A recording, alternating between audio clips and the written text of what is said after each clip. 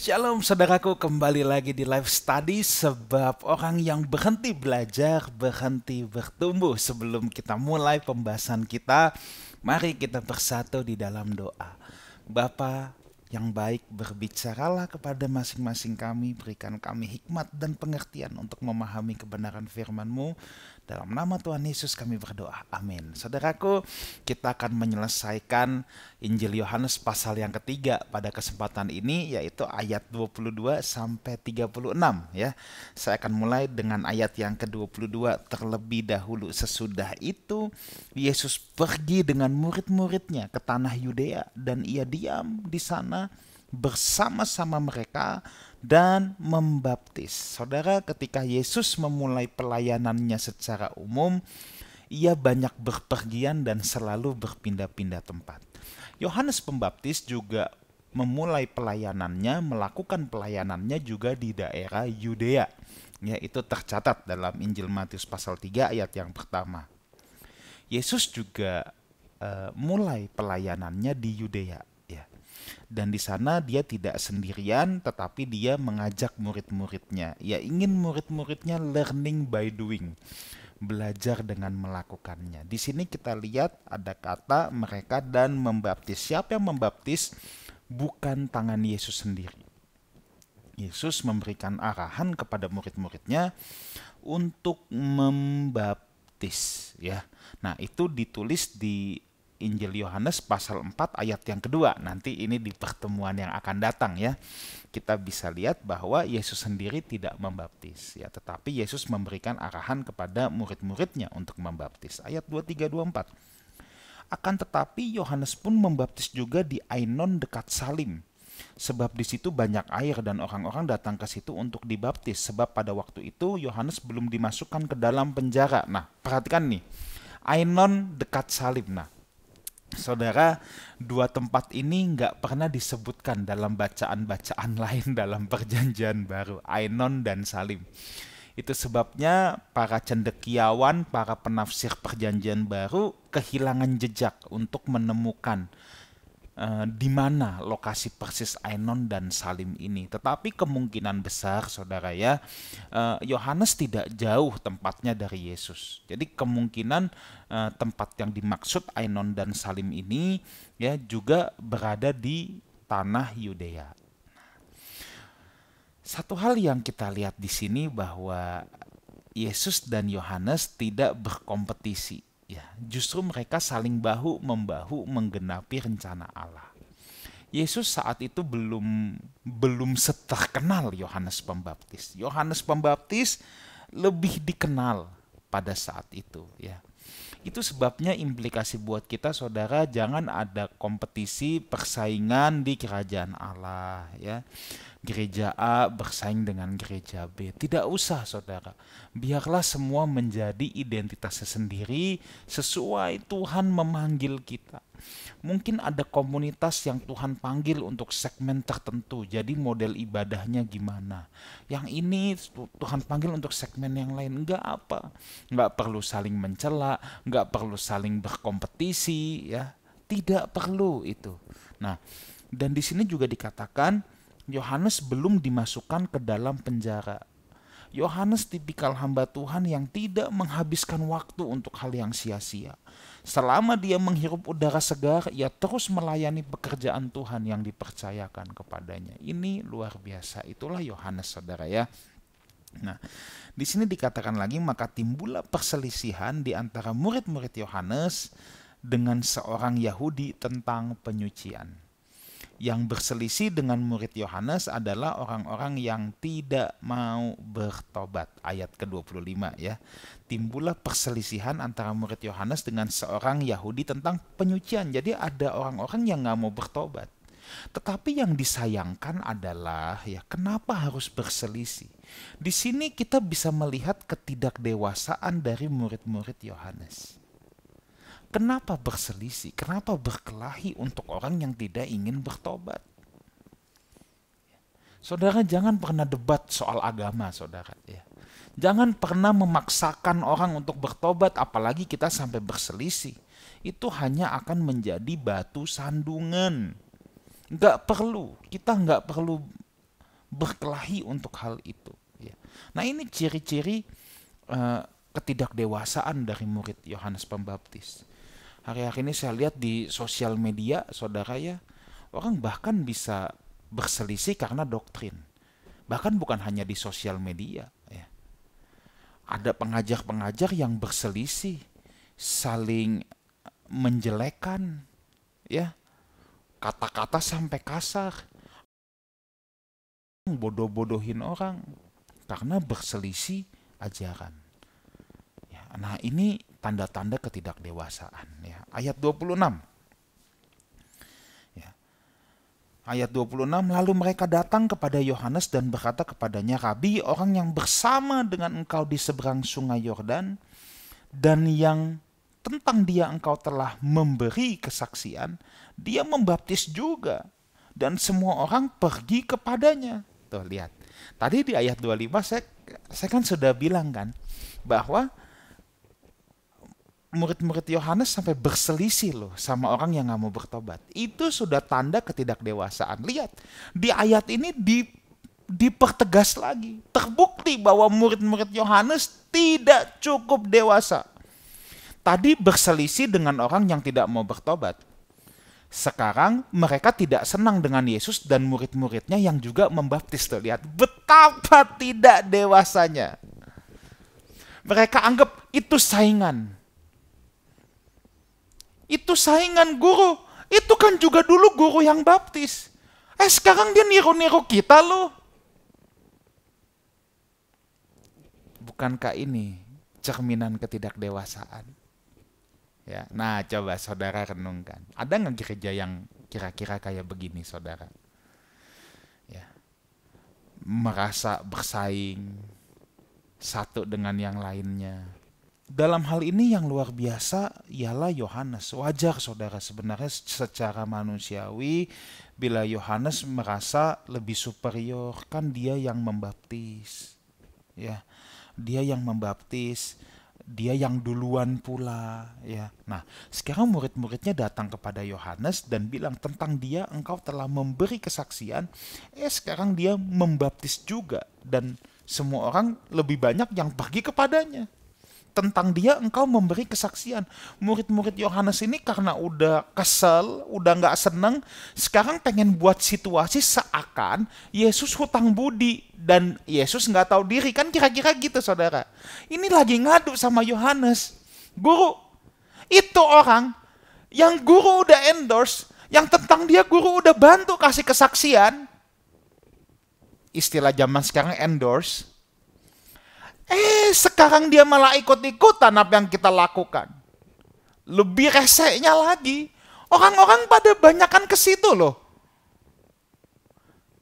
Coba lihat, malah situasi mau dibuat gaduh. Ya. Nah, di sini ada pelajaran rohani juga. Perbuatan baik apapun yang kita lakukan terhadap sesama harus dilakukan dengan ikhlas dan tanpa mengharapkan balasan apapun. Banyak orang kalau udah berbuat baik sama si A, sama si B, diingat terus. Nanti suatu saat ada apa-apa, ini yang akan diungkit. Nah, itu tidak baik, saudara ya. Harusnya kita tidak demikian ya. Harusnya kita tidak demikian. Perbuatan baik itu tidak perlu diungkit-ungkit. Kalau kita sudah menolong orang, kita berbuat baik kepada seseorang, sudah cukup. Tulus saja. Kita nggak perlu mengharapkan apapun kembali, nggak perlu mengharapkan apapun balik. Ya, kita harus senang kalau ngeliat orang itu justru maju, saudara ya. Ayat ke-27 sekarang. Lihat apa jawaban Yohanes ya. Jawab Yohanes, tidak ada seorang pun yang dapat mengambil sesuatu bagi dirinya kalau tidak dikaruniakan kepadanya dari surga. Tidak ada seorang pun yang dapat mengambil sesuatu bagi dirinya kalau tidak dikaruniakan kepadanya dari surga. Ini statement terkuat dalam kisah ini, saudara. Ya. Ini harusnya statement ini menjadi prinsip hidup kita. Tidak ada seorang pun yang dapat mengambil sesuatu bagi dirinya kalau tidak dikaruniakan kepadanya dari surga. Jadi nggak usah iri hati, dengki. Ya, ingat prinsip ini.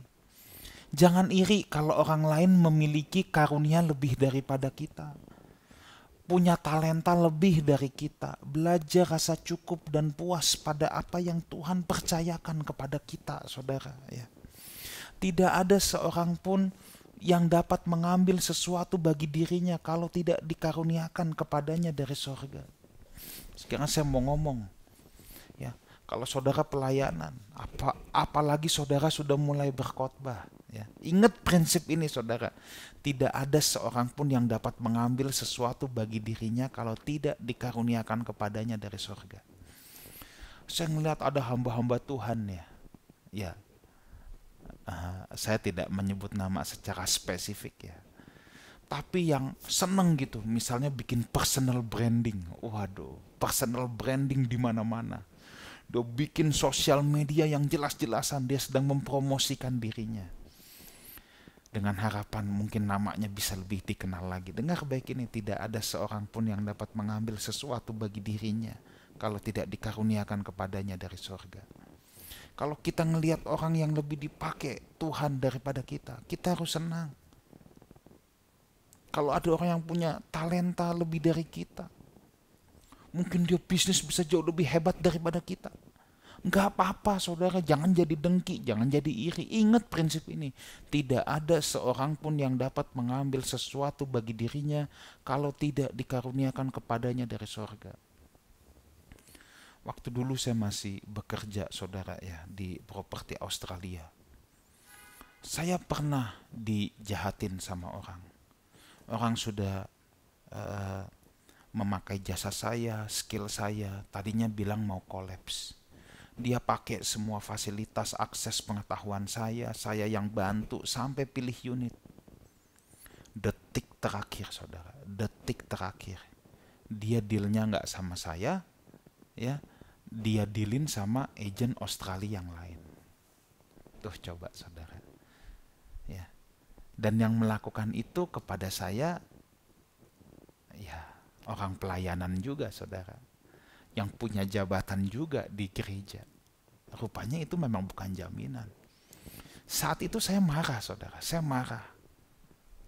Dan saya bisa aja kalau mau ributin, saya bisa kirim email ke developer, kasih bukti-buktinya, ini adalah pekerjaan saya dan saya harus dibagi.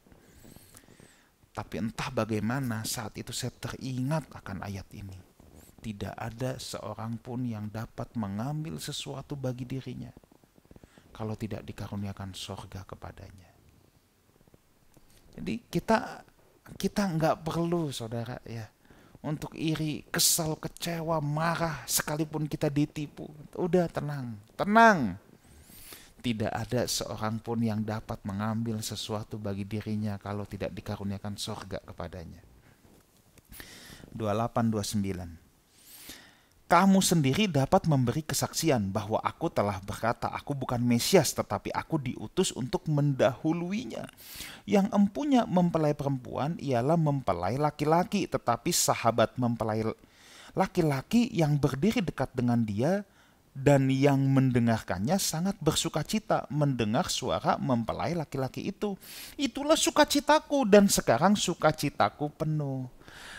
Yohanes refresh lagi sama murid-muridnya, apa yang pernah dia ajarkan, apa yang pernah ia katakan, ya, bahwa dia hadir ke dunia ini itu pembuka jalan untuk Mesias, ya. Yohanes menegaskan justru ketika dia melihat sang Mesias melayani orang banyak, sukacitanya menjadi penuh. Kan memang aku telah berkata, aku diutus untuk buka jalan, untuk mendahuluinya. Pelajaran rohani buat kita. Kalau kita lihat orang lain, teman kita, dipakai Tuhan secara dahsyat, harusnya kita ikut bersukacita. Bukan iri, bukan merendahkan atau mengecilkan apa yang dilakukan orang lain. Ya. Ada murid saya di sekolah Alkitab, ya usia jauh lebih muda dari saya. Wah, sekarang jadi pastor Gram, saudara. Followernya 100.000 lebih. Saya bersuka cita, saudara. Saya nggak boleh iri dan bilang, dulu dia murid gua kok. Dia nggak ada apa-apanya, dia kan cuma murid gua dulu. Enggak boleh gitu. Justru harus kayak Yohanes. Sekarang sukacitaku penuh. Ya gitu. Itu baru kelapangan dada yang luar biasa, saudara ya. Jangan iri, merendahkan, mengecilkan apa yang dilakukan orang lain. Apalagi kalau saudara jadi pemimpin. Jangan takut disaingi oleh orang yang mengikutmu. Harusnya kalau orang yang engkau didik menjadi lebih hebat, di sanalah keberhasilan seorang pemimpin. Belum lagi sekarang banyak fenomena ya. Pemimpin-pemimpin gereja yang hanya memberikan kesempatan kepada anaknya saja, hanya kaum keturunannya. Yang lain hanya jadi penggembira, supporter, saudara. Takut anaknya kalau disaingi. Ya. Ada lagi yang misalnya ya. Ada banyak suara yang bagus, kebenaran anaknya juga bisa nyanyi. Tapi setiap acara penting, pokoknya anaknya. Tuh lihat. Saudara, kita tuh nggak boleh takut, saudara ya. Justru kita harus mau melihat orang lain dipakai Tuhan lebih dahsyat, saudara. Ayat 30. Nah, ini dia. Ia harus semakin besar, aku harus semakin kecil. Nah, ini spirit Yohanes, spirit ini. Jangan maunya jadi besar, saudara ya. Hamba Tuhan itu sekali lagi ya nggak perlu self-branding. Nggak perlu. Dia yang harus makin besar. Jangan upaya kita, si aku ini loh yang semakin besar. Jangan. Kita nggak perlu self-branding, saudara. Khususnya hamba Tuhan nih. Ya. Kehilangan hamba itu sisa tinggal Tuhan. Hamba Tuhan. Kalau hambanya hilang, sisa tinggal Tuhan. Betapa mengerikannya itu, saudara. Ya. Maka ini harus ada dalam hidup kita. Ia semakin besar, aku harus makin kecil. Mungkin saudara bukan pendeta. Saudara pengusaha sukses. Saudara dokter yang ternama. Saudara mungkin artis yang terkenal. Prinsip ini tetap dalam hidup kita. Nama Yesus harus dipermuliakan semakin besar. Caranya gimana? Kalau aku seorang selebriti, oh ya, lewat hidupmu nama Yesus harus dipermuliakan. Jangan sampai hidup kita jadi batu sandungan, nama kita sih makin populer, ya, makin populer karena suka bikin viral, ya. Zaman sekarang kan kalau mau ngetop naik di infotainment terus tinggal bikin viral, saudara, bikin hal-hal yang nyeleneh bisa juga naik. Tapi nama Tuhan dipermuliakan nggak? Nah itu kan persoalannya ya saudara ya. Oke, ayat 31-34. Siapa yang datang dari atas adalah di atas semuanya. Siapa yang berasal dari bumi termasuk pada bumi dan berkata-kata dalam bahasa bumi. Siapa yang datang dari sorga adalah di atas semuanya. Ia memberi kesaksian tentang apa yang dilihatnya dan yang didengarnya, tetapi tak seorang pun yang menerima kesaksiannya itu. Siapa yang menerima kesaksiannya itu, ia mengaku bahwa Allah adalah benar. Sebab siapa yang diutus Allah, dialah yang menyampaikan firman Allah, karena Allah mengaruniakan rohnya yang tidak terbatas. Yohanes memperkuat kesaksiannya tentang Yesus bahwa benar, Yesus berasal dari sorga. Bahkan Yesus melebihi semua nabi yang pernah hadir dalam sejarah Israel. Nabi bukan berasal dari sorga. Mereka hanyalah perantara Allah dengan manusia. Sedangkan Yesus adalah Allah sendiri yang turun ke bumi dan memang berasal dari sorga. Perhatikan ayat ke-34. Sebab siapa yang diutus Allah, dialah yang menyampaikan firman Allah. Karena Allah mengaruniakan rohnya yang tidak terbatas. Yesus adalah utusan Allah Bapa satu-satunya. Bapa mengaruniakan kepada Yesus roh yang tidak terbatas. Apa implikasinya untuk kita hari ini, saudara ya? Bahwa setiap kita seharusnya menjadi utusan Allah. Siapapun saudara, pendeta bukan pendeta, pengusaha, profesional, siapapun saudara, kita harus menjadi utusan Allah. Dengan cara apa? Menyampaikan firman Allah lewat cara hidup kita. Melalui apapun yang kita kerjakan, apapun profesi kita. Ingat, dengar baik ini, kita adalah pembawa pesan firman Allah. Ya. Kalau para pendeta, hamba-hamba Tuhan lebih lagi, harus belajar lebih lagi. Sebab seorang guru dituntut lebih Ya, menyampaikan firman Allah itu tidak boleh asal. Ayat-ayat firman Tuhan nggak boleh diperkosa. Tanggung jawab kita itu lebih berat, saudara. Ya, setiap kita yang ingin sungguh-sungguh membawa berita firman Tuhan lewat hidup kita, Roh Tuhanlah yang akan bekerja atas kita dan akan memampukan kita. Dialah yang akan mengaruniakan rohnya yang tidak terbatas. Tuhan akan berikan kemampuan untuk itu. Terakhir ayat 35-36, Bapa mengasihi anak dan telah menyerahkan segala sesuatu kepadanya. Barang siapa percaya kepada anak, ia beroleh hidup yang kekal. Tetapi barang siapa tidak taat kepada anak, ia tidak akan melihat hidup, melainkan murka Allah tetap ada di atasnya. Memang saudara ya, segala kuasa di bumi dan di sorga Bapa serahkan kepada Putra Tunggalnya. Itu sebabnya Tuhan Yesuslah yang berhak mengampuni dosa. Ia yang berhak menghakimi. Ia yang berkuasa, saudara, pada akhir zaman. Kita tidak punya kuasa untuk menghakimi sesama kita. Yesus yang punya kuasa itu. Makanya jangan sibuk menghakimi orang lain ya. Lebih baik kita sibuk membawa pesan Allah dalam hidup kita daripada kita sibuk menghakimi orang lain. Ketaatan kepada anak adalah ukuran seseorang menerima hidup atau menerima murka Allah. Makanya barang siapa tidak taat, jadi ketaatan kepada Yesus, kepada anak Allah, ukuran apakah orang tersebut akan menerima hidup yang kekal atau menerima murka Allah. Kiranya Tuhan Yesus menyertai kita semua, dan saya berdoa kita semua dalam hidup kita akan membawa pesan Allah. Tuhan Yesus menyertai kita semua. Amin. Mari kita berdoa. Bapa yang baik, kami bersyukur biar Roh-Mu yang kudus memeteraikan kami, mengaruniakan kepada kami Roh-Mu yang tidak terbatas. Untuk komitmen kami mau menjadi pembawa pesan firman Tuhan dalam hidup kami. Terima kasih, dalam nama Tuhan Yesus kami berdoa. Amin. Saudaraku, saya mengajak kita semua yang menyaksikan live study ini untuk beribadah di Sunday Service Lifehouse Community Wang Plaza hari Minggu jam 10 pagi ya. Di Wang Plaza, lantai 2, Jakarta Barat, deretan Rumah Sakit Geraha Kedoya di Jalan Panjang.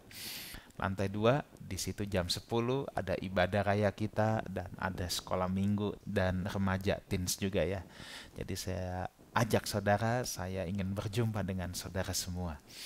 Kiranya Tuhan Yesus menyertai kita semua. Sampai jumpa di live study berikutnya, sebab orang yang berhenti belajar berhenti bertumbuh. Amin.